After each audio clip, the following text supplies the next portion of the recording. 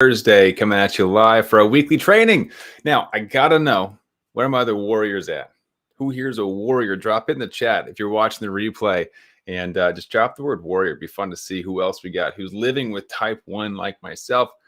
And needs water just like every other non-diabetic out there. Now, if you're watching, give me a 1 if you guys can hear me. I want to make sure we've actually got audio on here, because today we're jumping into how I make insulin dosing decisions. Whoa, it's kind of a big topic, right? But I wanted to cover this one, not necessarily to tell you how much insulin to take, because I will not tell you that. I'm not going to give you medical advice, because my other t-shirt says I'm not a doctor, right? Because I'm not. We got Smita on YouTube. What's going on? So what I want to talk to you guys today about is actually the decision-making process. And part of what goes into my decision for how much insulin to give, when do I give it, does the timing of insulin change? So I hope this one will be helpful for you guys. I'm going to go ahead and pull up our chat and make sure we are live so I can answer your questions as they come through. And today's training, I might actually turn into a podcast episode this next week, because I feel like this needs to have more depth to it, because today is going to be a quick one for you guys. But I wanted to start with a story. And maybe this will help you to understand the lesson behind this. Smita says, that's my question. I love it. So the story starts actually a couple months ago. So my wife and I took our little daughter, who is adventurous and curious and very active now, and finally walking/running everywhere. We took her to SeaWorld, and this was the first time that we had taken her. We've taken her since then a few times, and it's been a blast. But first time we took her there, we walked around all day long. It was a fantastic time showing her the turtles and the dolphins and all the sea creatures. It was a really fun experience, especially because I used to work at SeaWorld San Diego when I was in high school. It was my first real job. And I actually used to work there as a cook. And so I was very familiar with the layout of SeaWorld. I used to have free passes that I'd give out to friends and family. And going back there was a fun way to reminisce for me. I was pointing out to my wife, that's where I used to take my breaks. And that's where I found the first, I don't know, starfish that I ever touched or whatever. And, we're walking around, and blood sugars actually cooperated pretty nice that day. I had some snacks, I had my lunch and dinner, and everything went pretty smoothly, honestly. But I can't tell you the last time that I walked for like 5 hours straight. I love walking, but for the most part, it's pretty short-lived. It's usually like between 10 and 30 minutes, honestly. Like, that's kind of it. Oftentimes I use walking as a way to bring down high blood sugars, listen to podcasts, get outside once or twice a day. It's a great way to incorporate healthy habits into your life, right? So I can't remember the last time I walked that long, and I expected it to hit me for dinner, but didn't quite get my my blood sugars down as much as I had thought. Now, part of the reason for that, and we discussed this on a previous training, probably because of the snack choices that I made, right? I had some extra proteins and fats. Covered this in last week's podcast episode, actually, where proteins and fats, even though we call them the great stabilizer of blood sugars, actually isn't stabilizing our blood sugars at all. Through a process known as gluconeogenesis, it's actually leading into a rise in blood sugars, but that rise is often offset by the activity levels we have, right? But that's for a different conversation. Today, I want to kind of share about the reason I was considering altering my dose that night and what happened the next day, which might shock you. So that night, I'm watching my blood sugars like a hawk. They're kind of stuck at like 150, right? I'm like, okay, it's not the end of the world. They're not super high, but I'd like to be a little bit lower. And so I gave my pre-bolus. It did come back down relatively as expected. I went on doing my night. Everything was fine. Hovered nicely, 80s, 90s for my blood sugars the whole night through. Woke up, blood sugars still looked great, right? And then on Saturday mornings, this is actually on a Friday, Saturday mornings is one of my weekly coaching called sessions that I have with my clients. And so we all hop on Saturday morning right after breakfast. I have my typical breakfast. I eat a pretty standard meal every single day. I'm a creature of habit, as I know a lot of us are. And blood sugars were a little lower than normal, but still looked fine. So I thought, all right, normal pre-bolus, normal dose, we'll go through it. And right before I hop on my coaching call, it takes a turn. And I watch the trend go from stable and a slight rise to dropping ever so slightly. And I was like, that's weird. That doesn't typically happen at this point, right? And this is a very important observation. A key distinction to make in my talk right now is that doesn't typically happen. If you don't know what typically happens with your blood sugars, you probably won't recognize when something changes, right? So you won't know to keep an eye on it. So because I was aware of that and ready, and I was keeping an eye on it, every couple of questions that my clients would ask me, I glance over at my phone and watch that blood sugar trend. And it actually caught me by a surprise. I'll be honest with you guys. The blood sugar trend that had shifted was a slight rise to a rather rapid drop. And within about 20 minutes, I had dropped 50 points. It was like, oh, we're in danger. And so for the first time ever in my coaching career of type 1s, I had to tell my clients, hey guys, can you give me just a second? I got to go grab a juice box. I'm pretty sure this is going to be a rough one. And my clients are fantastic people. They're so understanding, so kind. And they're like, oh my gosh, no worries. Take care of yourself.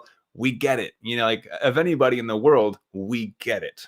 A low is something you want to avoid, obviously. So take care of yourself. And so I hit pause. I bolted and went and grabbed the juice box. By the time I got to the kitchen, blood sugars were plummeting. Guys, when I tell you that I got this nervous sweat, I wasn't even low yet, but I felt low just by seeing that number. And has that ever happened to anybody else? Type low if you've ever felt the low before the low happened because you saw the number. I got to know if that's just me or if anybody else has been like, oh, I feel great. Look at the numbers. I feel low. Because you see double arrows down at like 100 or something. Anybody else, or is that just me? Oh no, that might just be me.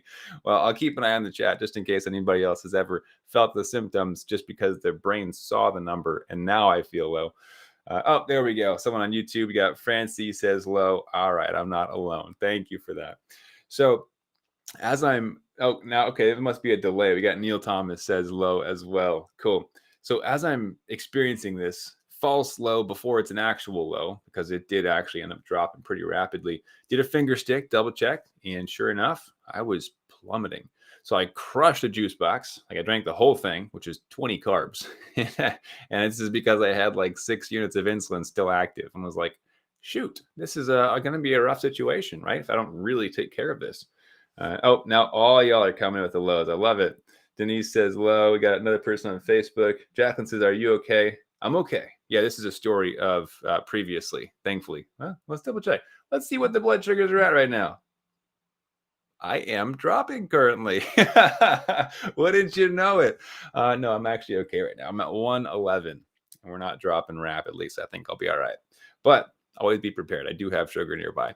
Anyways, yeah, so with this, all y'all are commenting now. Low from Ronnie, low from Angela, low from David, low from Christine on YouTube. All right, I see you guys. So clearly I'm not the only person that's experienced this, but it was actually going low. So I crushed the juice box, waited about 5-10 minutes till it started to come back up. Felt a little better, hopped back on my clients, gave them the lowdown of what happened, which was previous activity had impacted my insulin sensitivity for the following day. So as we see here, there's multiple variables that had impacted this situation. All right. The night before, I was like, this is weird. I'm not dropping. I just walked for 5 hours. What's happening? Well, it turns out it was a delayed impact of the proteins and fats that I had as a snack while I was walking around SeaWorld. However, the next day, those proteins and fats have run their course. Now the activity had impacted my insulin sensitivity very directly. And as a result, I should have altered my decision-making process for that, but I did not. And that's why for the first time ever, I had to excuse myself from a coaching call for a blood sugar related conundrum. And it was, what's going on? Jacqueline says, can someone call him? I'm okay. I appreciate the concern. We're just telling stories here. So this was ultimately a scary situation where I was like, oh boy, this is going to be a rough one. But I turned it into a learning lesson because I wanted to show my clients this was outside of my norm. So what happened, right? And the reality is that our pre-bolus, our insulin amounts, they can differ not only month to month, week to week, day to day, but meal by meal, hour by hour. What? Which is crazy to think about, right? But the reality is there are so many things that impact our insulin sensitivity and our insulin resistance. Yes, those are two opposing forces, not just the same thing on opposite sides of the coin, right? So looking at what's going to impact my blood sugars. Is it currently impacting my blood sugars? And is this something that is going to impact my blood sugars in the future? Big question to ask there. Now, the issue, of course, is that most people don't know this whole list of items that's going to impact blood sugars, whether it's up or down, right? I do. And even I still made this mistake. That's the difficult part with diabetes is that we make human errors, even when we know what the answer is. And so, what I wanted to share with you guys today ultimately was awareness is going to be key. Of course, in the presence of deeper understanding, if you understand the checklist to go through of did this increase my insulin sensitivity? Did this increase my insulin resistance? Where do I sit so that I can make more informed decisions on how long should my pre-bolus be, less or more than average? How much insulin should I give, less or more than average, right? Or if everything is running stable, give the stable amount, whatever your standard is. And we discussed this on our coaching call. What day is it? Yesterday, actually. Talked about how the pre-bolus itself, the insulin amounts themselves are going to differ. There is no set it and forget it method with diabetes, unfortunately, right? And that's just how it is. And it's because our bodies shift. We have different lifestyle choices that we make. Some days we're more active. Some days we skip our workouts, right? Sometimes we go to a party and have pizza. It's going to differ day by day, week by week. And as such, we have to be able to adapt. And what I found is most helpful without doing a full deep dive, without our clients coming through and doing this 8-week intensive and figuring out all the answers, the quickest way to have progress and to experience at least some level of a solution is the checklist, right? And looking at, is it increasing insulin sensitivity? Is it increasing insulin resistance? Do I need more or less insulin, more or less time?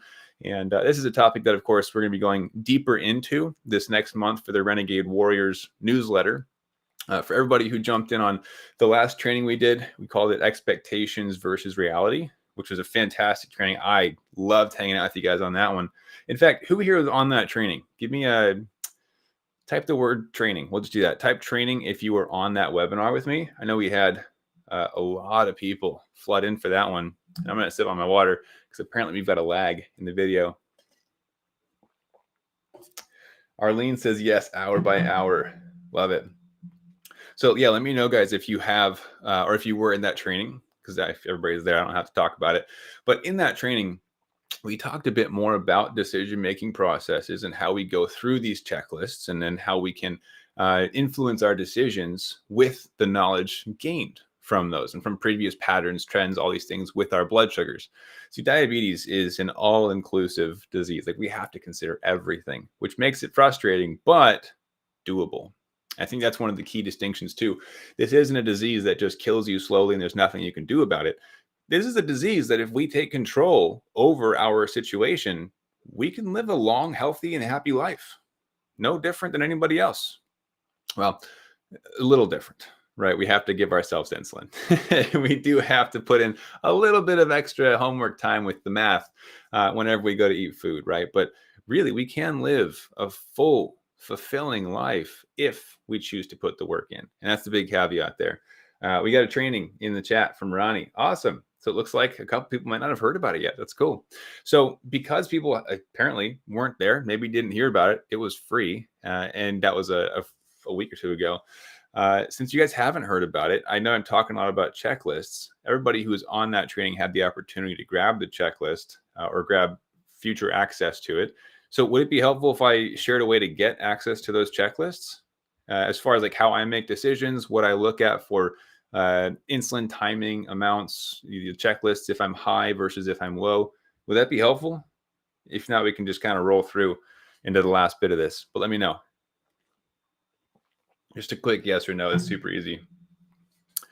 And since there's a lag, I'll give you guys a second while I finish my story. So SeaWorld, it was a blast. My daughter kept me on my toes. She was running around really exploring her physical capabilities in every direction that she could possibly run. And it was a great reminder that when I can keep my blood sugars under control, I can be more present in the moment. And for me, that was just a huge win, right? Because I used to have these blood sugars that would swing wildly. And that was part of my fear becoming a parent. I was like, what if I can't keep up with my kids, right? What if I can't adventure around SeaWorld all day? That would be so sad, to not be able to live in the moment, create those memories, and be present with them. Okay, you guys are in the chat. I see you now.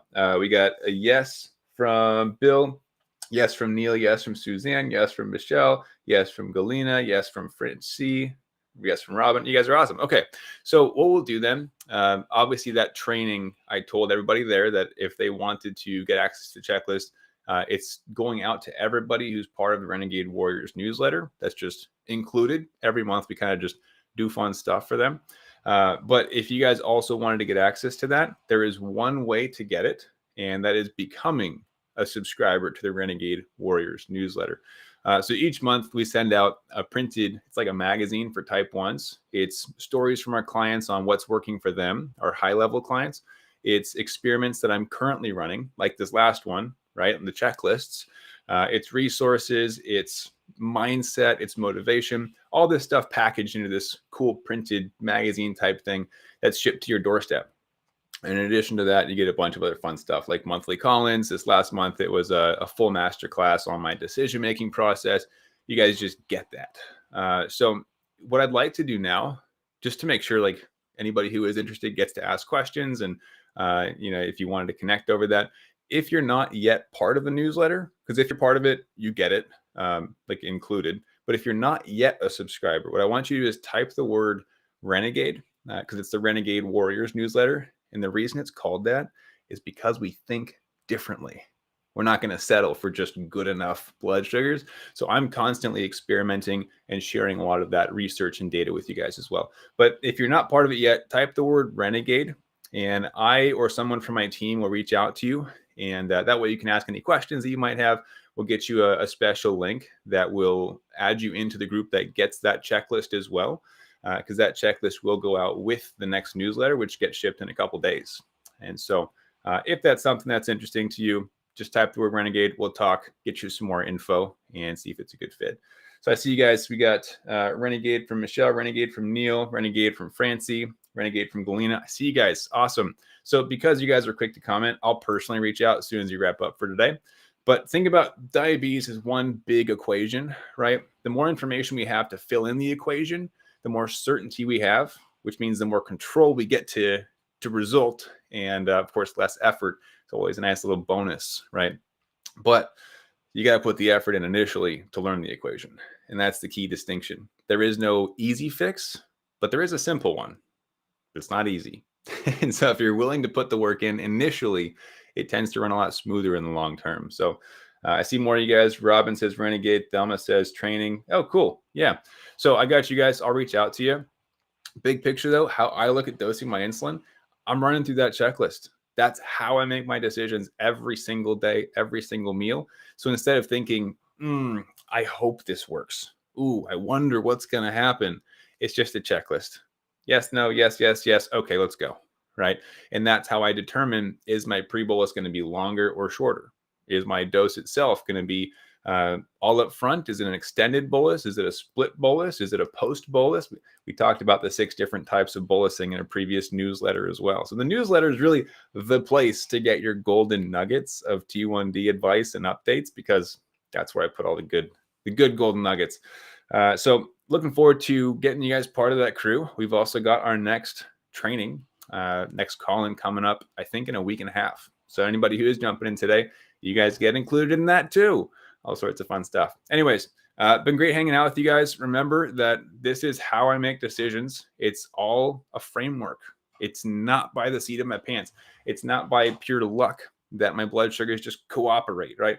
In fact, let's pull up the old graph. Let's see where we're at. Sweet. 96. We're leveling out. So this is exactly the kind of stuff that I teach. I practice what I preach, essentially. And because I'm looking at this number, yes, I have insulin on board, but I went through my checklist right before I hopped on this call. I knew what to expect. And as a result, It's all going to be okay. So I see you as well. We got Denise says, Renegade. Awesome. I'll reach out to you guys. Hope this is helpful for you. Diabetes doesn't have to be a guessing game. You can build out your own checklist, right? That's what I did, but it also took me a decade of research and connecting with doctors and endos and pediatricians to talk about children versus adults and all these different things. It takes time, but it's doable if you got time. But if you rather just have the answers, then you can jump in with the Renegade Warriors newsletter, and we'll give you the answers in a couple days when it gets shipped out to you. So thanks so much, guys, for hanging out today. I got to hop off into another call pretty soon, but I really enjoy hanging out every single week with y'all. And if you guys have any questions or topics, let me know. And if you're in the group with us or if you're in the comment section, I love seeing whatever you got. I'm here for you. All right. So I see you guys in the comments again. Add more Renegades. Very cool. So have a great rest of your day. Remember, these trainings are every week, every Thursday. Obviously, we go a lot deeper in the newsletter trainings that we have, but these are here for you as well to stay on top of things, stay motivated, and stay curious. All right. That constant and never ending improvement, or CANI if you've been around for a while. So have an awesome rest of your day. Try and implement this. Look around for different things you can add to your checklist, or just reach out to me and we can build one out for you. All right. So catch you guys next time. Have an amazing week. Keep up the fight.